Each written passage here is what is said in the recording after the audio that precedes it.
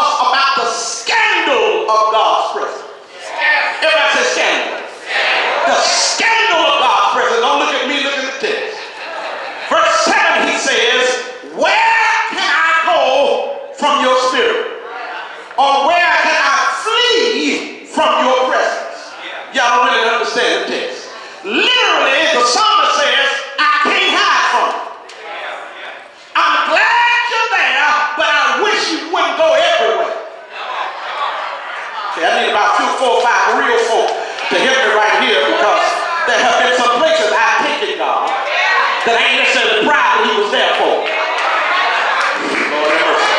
He says, I appreciate you for being there with me, but sometimes I want to get away from you. But even when I want to get away from you, I realize I need you more then than I needed you before. Notice the text. He says, where can I go from your spirit? The word spirit is ruach in the Hebrew. Everybody say ruach. Ruach has been translated several times in the scripture. 27 times it's been translated as breath. 92 times it's translated as wind. 6 times it's translated as sigh. 5 times it's translated as mind. 4 times it's translated as blast. 2 times vanity. Several times it's translated as air, anger. Several different things to express what the Spirit of God is like. I love it because it's the wind. The wind is something you can't see, but it'll knock you over.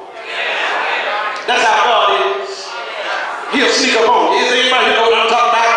You can't see it, but when it comes, you know it's there. I love it because it is the breath of God, and the breath of God is the life-giving power of God. He says, I'm always in the Spirit. I'm always on the mind of God. But this is the one that got me, Pastor Pruitt, vanity. I didn't understand it. How could the word spirit be translated as vanity? But what I discovered is that in Romans chapter 1, it says that the invisible attributes of God are clearly seen in nature. That's right. Y'all don't know when to shout. I just love the way the scriptures read. The invisible attributes of God are clearly seen.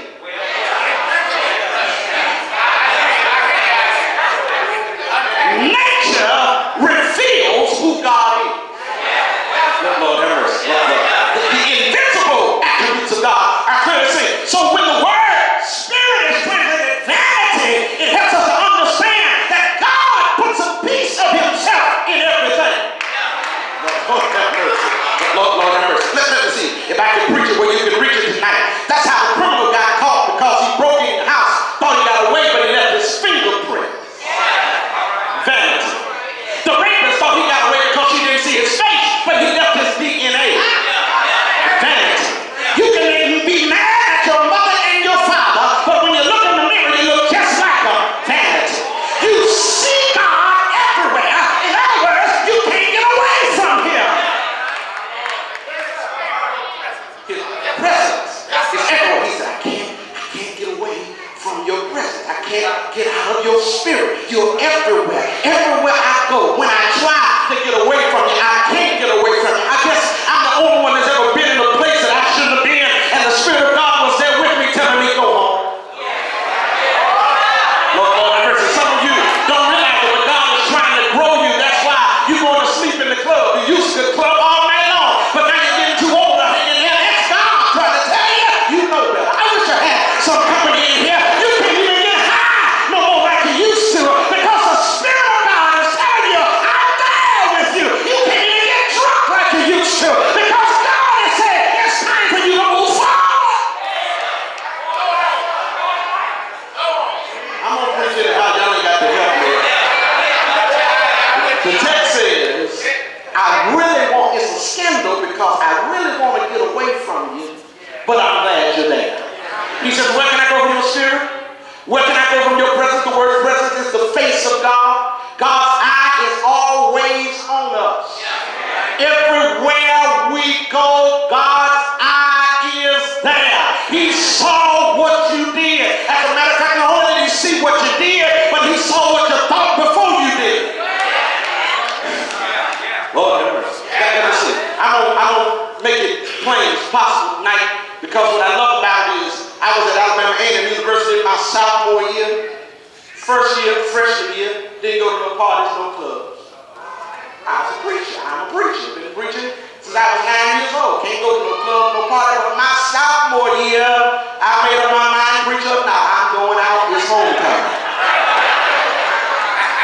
1996, I got clean from 1996 to go to the club. I was on club, and whatever we were doing, I think the Bankhead Bounce was out then. That's what we were doing, and I was going to the club. My mind was made up. I gassed up my 1981 Buick LeSabre, and I was going down Memorial Avenue. And you know, it was one of those big cars that when it went down the road, it floated. And I was driving with my friend to the club. Got to the club and couldn't get in. Couldn't get in because it was too expensive and overcrowded.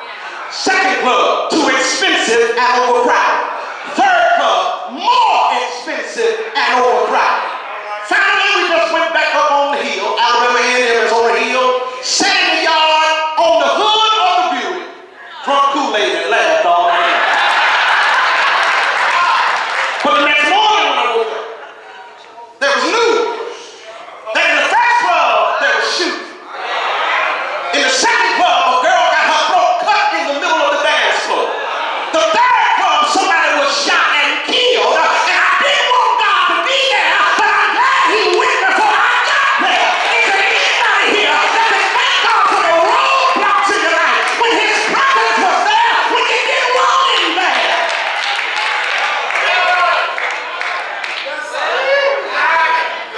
I don't want you, but I'm glad you're there. Anybody here glad he's there? Why don't you shake your neighbor's hand and say, I'm glad he was there. I'm glad he was there. With my crazy self, I'm glad he was there when I was too stupid to pray. Thank God my mama prayed for me. He was there. I'm so glad that he found me when he did and saved me from my own foolishness. Scandal of his presence. I don't know as I talk to you all about the scandal of his presence. But secondly, let's talk about the scope of his presence. I'm in the next verse, just in case you want to check me out, verse 8 and verse 10. Notice he says, if I ascend into heaven, you are there. If I make my bed in hell, behold, you are there. Y'all read this with me? Verse 9, if I take wings of the morning and dwell in the uttermost parts of the sea, even there your hand shall lead me, and your right hand shall hold me. It's like preaching. I got a secret that I need to tell y'all tonight. So let me give you this secret. Look at the scope of his presence. Notice what the text says in verse 8. That God is present even in bliss and in terror. Yes, sir.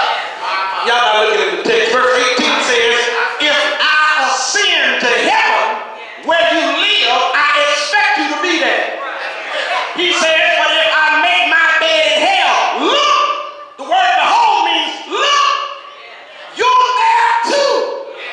Y'all don't know when to shout. Let me show you. He said, when I go through the good times in life, I expect you there. But when I discover here, you don't even there when I'm going through hell. Lord, have mercy, Jesus. Is there anybody here ever looked for God in some places and he was there? But even in the unexpected places, the Lord still showed up.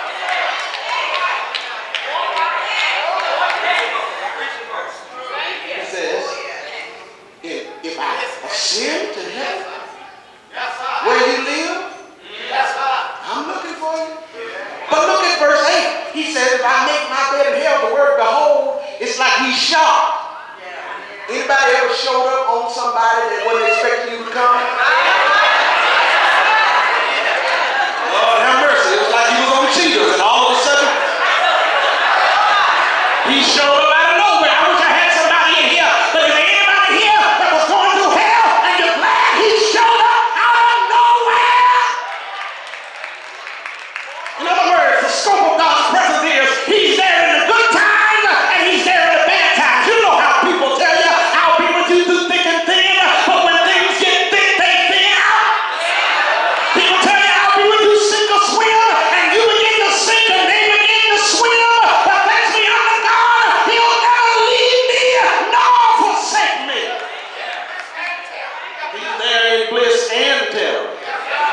So no matter how hard it is, God is still there.